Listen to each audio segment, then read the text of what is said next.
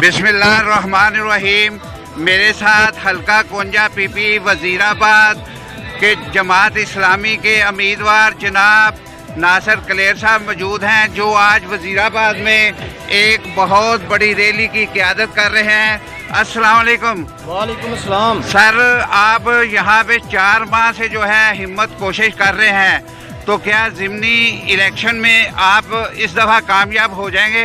इंशाल्लाह अल्लाह ताला की रहमत से और अवाम के तामन से जमात इस्लामी ये ज़िमनी इलेक्शन में ज़रूर कामयाब होगी इंशाल्लाह। और जो आप यानी कि रोज़ाना की बुनियाद पर सुबह से लेके शाम तक गांव, पिंड, कस्बे, शहर शहर, गली गली, कूचे कूचे और लोगों के घरों तक मेहनत और कोशिश कर रहे हैं, और आपको यकीन दहानी कराई जा रही है कि आप ज़रूर कामयाब हो जाएंगे इंशाल्लाह जी। अल्लाह ताला की रहमत है हमारे साथ, और जो हुकूमत ने इस वक्त अवाम का हशर किया हुआ है, अवाम बहुत तंग है, और अवाम जो है इस ज़िमनी इलेक्शन में इन करप्ट जमातों से वोट के ज़रिए जो है इनसे बदला लेगी, और वज़ीराबाद शहर और देहात की अवाम जो है मेरे साथ खड़ी है, और इंशाल्लाह 19 फरवरी को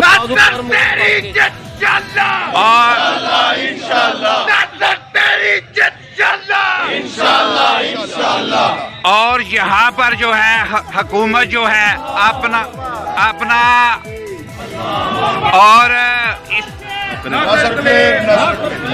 और यहाँ ज़िमनी इलेक्शन में जो हुकूमत की मशीनरी जो है लगी हुई है और लोगों को हरासा किया जा रहा है, इसके हवाले से बहुत सी शिकायतें आ रही हैं, और आप क्या कहना चाहेंगे?